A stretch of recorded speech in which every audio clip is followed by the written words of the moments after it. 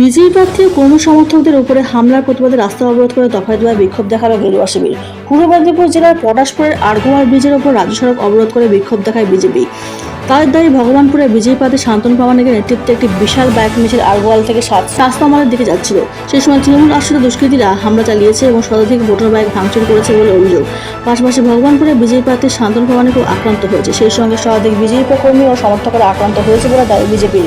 এই ঘটনার প্রতিবাদে এদিন বেলার দিকে রাস্তা অবরোধ করে বিক্ষোভ দেখায় বিজেপি। ব্যুরো রিপোর্ট, বাংলার কণ্ঠ।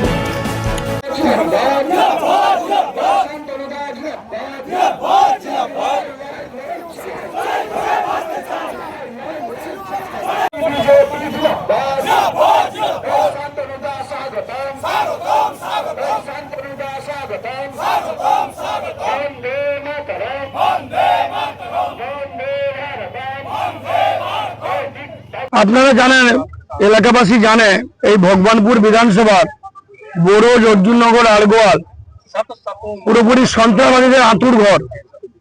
আজকের যখন সারা বাংলা জুড়ে একটাই আওয়াজ উঠেছে, পরিবর্তন দরকার, আমরা ভারতীয় জনতা পার্টি সর্বস্তরের মানুষের কাছে আমরা পৌঁছচ্ছি। সেখানে আমাদের একটাই কথা, গণতন্ত্র প্রতিষ্ঠা হবে, শান্তি ফিরবে ভগবানপুর বিধানসভায়। আড়গোয়াল, মথুরা, বড়োজ, অর্জুননগরের মানুষ শান্তিতে থাকবে। বম বন্দুককে আর মানুষ বর্জন করে এখানে শিক্ষার আলোয় আলোকিত হবে। এটাই যখন আমরা বার্তা দিচ্ছি, আমাদের আড়গোয়াল অঞ্চলের 700 মাইল বুথে দিনের পর দিন ধরে অত্যাচার চলছে ভারতীয় জনতা পার্টির কার্যকর্তাদের উপর। বাড়িঘর ভাঙচুর, বম বন্দুক চলছে। গত পরশুদিন রাত্রে গুলি চালিয়েছে, বম ফাটিয়েছে। আজকের সকাল থেকে, গতকালও হয়েছে, আমাদের ফ্ল্যাগ ফেস্টুন ছিঁড়েছে। আজকের সকাল থেকে সেখানে আমাদের বুথ সভাপতি মজুদা আছেন, ওখানে সংখ্যালঘু ভাই, রাষ্ট্রবাদী সংখ্যালঘু ভাই, ওনার বাড়িতে ঘেরাও করে বম বন্দুক চালিয়েছে।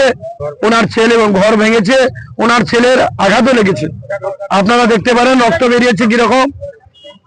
পুলিশ প্রশাসনকে আমরা জানিয়েছি, উপরের সবাইকে জানিয়েছি। আমরা এরই প্রতিবাদে আজকে আমরা পদ অবরোধ। আমরা জানি সাধারণ মানুষের অনেক হয়রানি হচ্ছে।